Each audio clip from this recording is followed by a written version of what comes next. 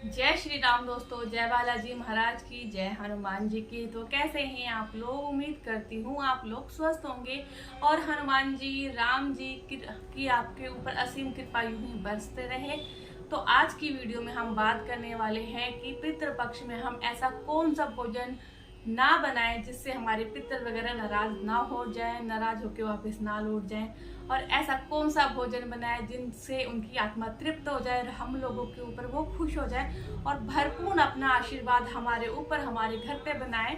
तो चलिए हम वीडियो स्टार्ट करते हैं। उससे पहले अगर आप मेरे चैनल पे न्यू हैं और पहली बार आए हैं तो सबसे पहले सब्सक्राइब कर लीजिए और बेल आइकन जरूर प्रेस कीजिए ताकि जो आने वाली न्यू वीडियो है आप तक पहुंच सके। तो हम बात करेंगे कि पितृपक्ष में हमें ऐसा कौन सा भोजन बनाना चाहिए जो हमारे पितृ वगैरह जो होते हैं, हमारे इष्ट देवता होते हैं, जो प्रसन्न हो जाए। तो इसको बताने से पहले मैं आपको कुछ बातें बताना चाहूंगी कि जैसे कि ब्रह्मा जी ने देवताओं के लिए देवलोक बनाया है, स्वर्गलोक बनाया है और जैसे नरकलोक बनाया है, इसी तरीके से हमारे पितरों के लिए पितृलोक बनाया है। तो ये 15 दिन के भ्रमण के लिए उनको छोड़ दिया जाता है।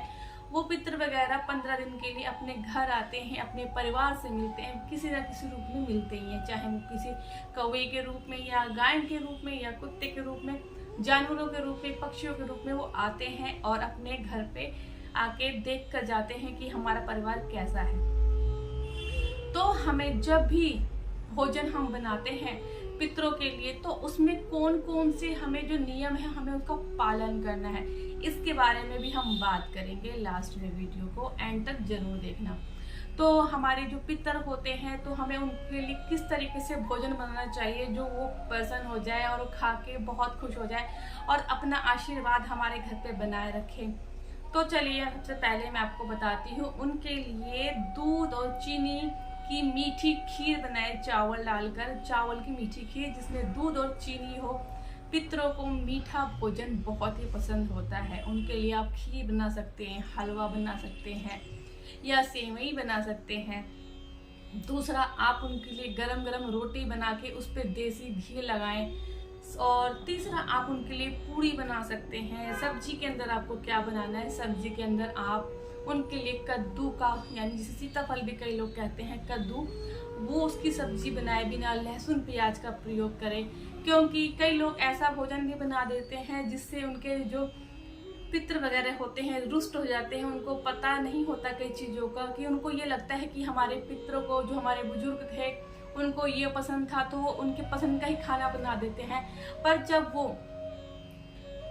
स्वर्गवास हो जाता है, जब वो पितृलोक चले जाते हैं तो उनकी अंतरात्मा चेंज हो जाती है। पितृलोक चले जाते हैं तो जो उनका भोजन होता है वो सात्विक हो जाता है, बिना लहसुन प्याज का हो जाता है। तो इसके बारे में हम आगे बात करेंगे। फिर आप उनके लिए कद्दू की सब्जी बनाएं, बिना लहसुन प्याज की सब्जी बना सकते हैं, पूरी बना सकते हैं। उनके लिए मूंग की दाल या उड़द की दाल बना सकते हैं, नमक वाला, वो खा लेंगे। उनको इन सब चीज़ों का भोग लगाएं।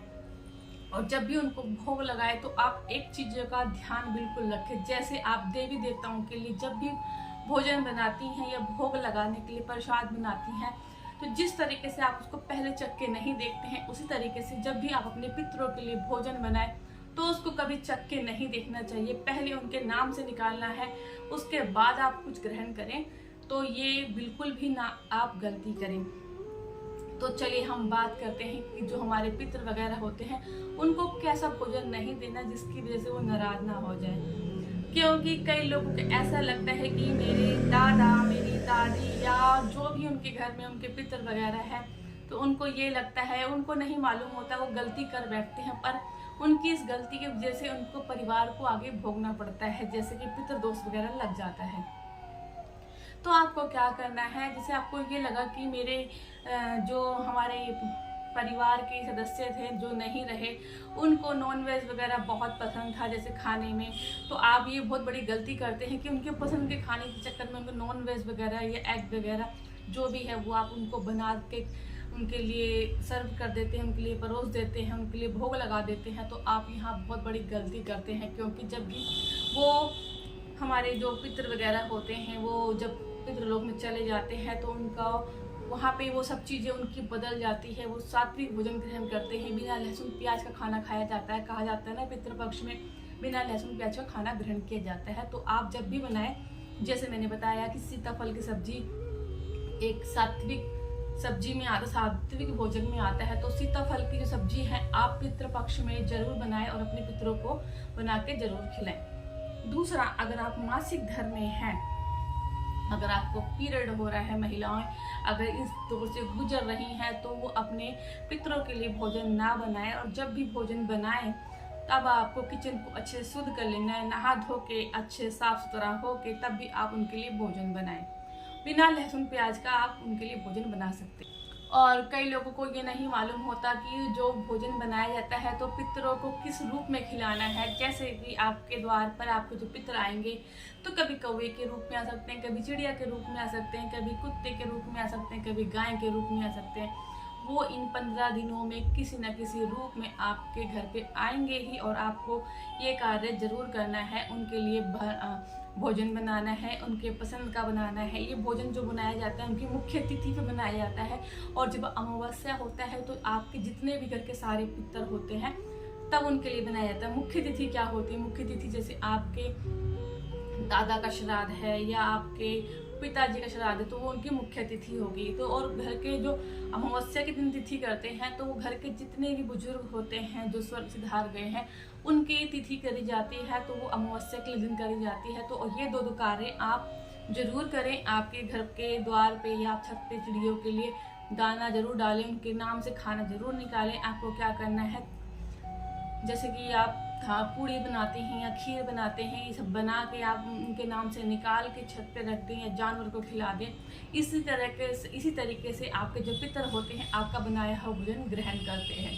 और अगर आपको मेरी वीडियो अच्छी लगती है तो आप लाइक से सब्सक्राइब जरूर कर सकते हैं। वीडियो को ज़्यादा शेयर करें। जय श्री राम।